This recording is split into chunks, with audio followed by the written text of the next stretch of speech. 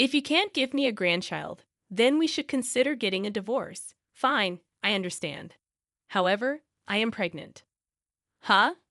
I'm a homemaker in my 30s, living with my husband Jones, who works in an office. I first met Jones while working at a company related to the food industry. As we interacted over various transactions, I found myself drawn to his occasional smiles. Taking the initiative, I proposed a relationship. Initially rejected because he had a girlfriend, he later approached me a month later, having broken up with her. Apparently, since my confession, he had started thinking about me.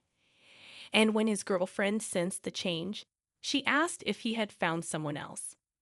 Upon nodding, they agreed to part ways, and that's what I heard. Feeling guilty for causing their breakup, Jones reassured me, saying it probably wouldn't have lasted long anyway. After 3 years of dating, we got married. Jones expressed his desire to have children after marriage, asking me to stay at home to support him and our future family. At that time, I wasn't enthusiastic about continuing my job in a somewhat toxic company, so I quit to become a full-time homemaker. Transitioning from a working woman to a homemaker was more challenging than I expected, but our newlywed life was smooth, and I was consistently happy. Every day was filled with joy, and the absence of any mother-in-law issues was a significant relief. Jones's family home was just a 10-minute walk from our apartment, adding to the overall harmony of our lives. Initially, I was concerned that his parents might frequently visit and hassle me, but those fears were unfounded. His parents turned out to be very kind. Whenever I had a small question, they would come all the way to our home to explain it gently and kindly. Surprisingly, they never complained about our childlessness. Instead, they expressed sentiments like, "You are even dearer than a grandchild. We only have men in our family, and I always wanted a daughter. Please let us pamper you like our real daughter." I grew very fond of Jones's mother, Carol. Although Jones's father, Tom, was a man of few words, I found him to be reliable and trustworthy. However, this heartwarming relationship only lasted for the first few years. As time passed, the attitude of his once kind parents began to change. Gradually, Tom became even more reserved, and Carol underwent a significant transformation. I started suspecting her of having a dual personality, or perhaps this was her true self all along.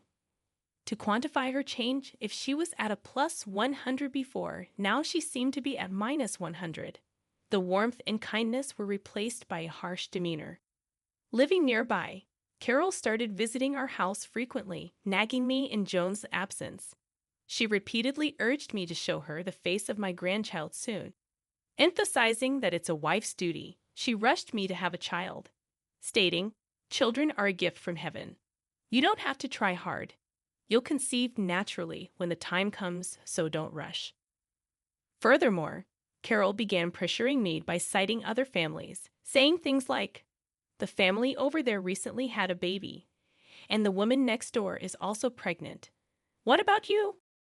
Regardless of how much Carol pressed me for a grandchild, it seemed meaningless if Jones wasn't ready. At the start of our marriage, he expressed a desire for children, but within a year, he had completely lost interest. Even my attempts to initiate were met with declines, with responses like, "I'm tired, maybe next time," or "Don't interrupt my gaming." Despite my attempts to explain this to Carol, she seemed not to understand and continued to pressure me, increasing my stress each day. Unable to endure her relentless pressure any longer, I confided in Jones about the strain I was facing to have a grandchild. His response was somewhat reluctant. "I don't think we need to rush this, you know." However, he agreed to increase our intimate time together. Despite our joint efforts, conceiving proved elusive. Throughout this period, Carol continued hurling insults, blaming our inability to conceive on me not trying hard enough. At times, I suspected that the stress accumulated from her constant pressure might be affecting our chances of conceiving. Unable to withstand the pressure any longer, we as a couple decided to undergo fertility treatments. Thinking I could finally breathe a sigh of relief, I found myself faced with a new problem, Jones. Since starting fertility treatments, he became increasingly cold, retreating to his room to play video games upon returning from work and ignoring my attempts at conversation. While his irritability over my spending on hobby supplies and taking out his work stress on me might have been tolerable, he escalated his behavior. He would quickly lose his temper, repeatedly saying one-sided things like, "Who do you think is providing for you, you freeloader?" This continued despite my efforts to explain that I quit my job based on his wishes. One day, when Jones should have been going to work, I found him playing video games at home. When I asked him about going to work, he casually replied, "I quit," shocking me. Inquiring about the reason behind this decision, I received no explanation. His only response was to lose his temper, bluntly stating that it's none of my business. I was disgusted by his uncooperative attitude, but I felt there was nothing I could do since he had already quit his job. I wasn't initially panicked about finances, thinking we could manage somehow by relying on unemployment benefits and dipping into our home savings for a while. However, the realization that he had no intention of finding a new job began to stress me out. Jones, having quit his job, spent his days at home from morning to evening. I hoped he would go out once in a while, but gaming seemed to be his only hobby. Aside from the occasional trip to the convenience store for cigarettes, he was constantly immersed in video games. Compared to when he was a working man, the time we spent face-to-face as a couple increased dramatically. In the early days of our relationship, I might have seen this as an opportunity for more affectionate moments. However, with him going from a plus 100 to a minus 100, much like Carol, this increase in face-to-face time meant that our arguments as a couple were also on the rise. Gradually, we realized that even simple conversations were becoming stressful, and we stopped conversing almost entirely. I began questioning the point of continuing this married life. The once promising relationship now seemed to be reaching its limit, prompting me to contemplate finding a way to escape the current situation. One day, finally fed up with Jones loafing around at home, playing games all day like a child, I confronted him. I told him, "You're not a kid. Stop playing games all the time and start looking for a job." To my surprise, his response was unexpected. He casually mentioned, "Oh, by the way, my mom told me that if we can't have a baby, we should get a divorce." In an unexpected turn of events, I found myself feeling grateful to Carol. Despite planning to share the news of my pregnancy with Jones that night, I decided against it. Now, it seemed like the right decision. With this revelation, I saw an opportunity to escape from both Carol and Jones. Nonchalantly, I said, "Okay, got it. Here are the divorce papers." I pulled out the already filled out divorce papers from a drawer and handed them to him. Clearly not expecting me to agree to the divorce, let alone produce ready-to-sign papers, Jones was taken aback, stuttering and freezing on the spot. His usual domineering attitude was nowhere to be seen. He looked dumbfounded. Observing his reaction, Jones seemed to want to say something. However, convinced that he couldn't disregard what his mother had suggested, he went ahead and signed the divorce papers. Continuously sneaking glances at me, he seemed unsettled. Later, we gathered to discuss matters like property division. Surprisingly, we didn't have much in terms of assets to worry about. In reality, Jones often splurged on his hobbies. Not only did he play games at home, but he also seemed to have spent a significant amount of money at game centers. Despite his previous complaints about my spending habits, it turned out that he was the one with more reckless financial behavior. The concept of saving money was non-existent for him. He hadn't saved any money since before we got married, and nothing had changed even after our marriage. Consequently, we had no assets to divide. Realizing this, I thought the discussion was over. Despite Jones insisting that a considerable amount of savings in a passbook should be part of the property division, I clarified that these savings were accumulated before our marriage and therefore not subject to property division. Watching his face turn progressively paler, I informed him, "Unfortunately, the condo is in my name, so you have no rights to it. Moreover, I've already put it up for sale, so you can't live here anymore. It would be a nuisance, so please leave immediately." With a smile, I added, "Besides, I thought this condo would become too small in the future, so I have been saving up for a new home." Before marrying Jones, saving was a hobby of mine.